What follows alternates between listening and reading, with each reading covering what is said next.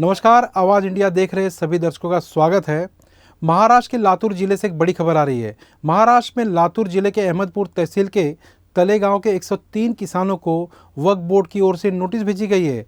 किसानों को भेजी गई इस नोटिस में 103 किसानों की लगभग 300 एकड़ ज़मीन पर वक्फ बोर्ड अपना दावा कर रही है। यह नोटिस मई महीने में वक्फ बोर्ड की ओर से भेजी गई थी, जो जून और जुलाई के महीनों में किसानों के हाथों में मिली है। अब अचानक भेजी गई इस नोटिस को लेकर संबंधित सभी किसानों में डर का माहौल है।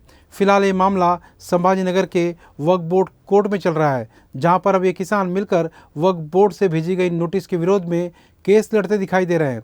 इस नोटिस को लेकर तलेगांव के किसान तुकाराम कानोटे ने बयान देते हुए कहा है कि मुझे 5 एकड़ ज़मीन है, जिसमें मेरी चौथी पीढ़ी खेती कर रही है। पिछले 150 सालों से हम इस ज़मीन पर खेती कर रहे हैं, लेकिन जून 2024 में मुझे वक्फ बोर्ड की ओर से भेजी गई नोटिस मिली, जिसमें यह लिखा था कि ये ज़मीन हमारी है। हमने आपको अब तक ये ज़मीन खेती करने के लिए दी थी। मेरे पूरे 5 एकड़ ज़मीन पर वक्फ बोर्ड ने नोटिस भेजी है। मेरी तरह 103 किसानों को लगभग 300 एकड़ ज़मीनों पर उन्होंने दावा किया है। अब इस नोटिस के मिलने के बाद सभी किसानों में डर का माहौल है। ये ज़मीन हमारी पुश्तैनी ज़मीन है, लेकिन ऐसे कौन से कानून के तहत उन्हें ये नोटिस भेजी जा रही है, यह हमारे समझ के बाहर है।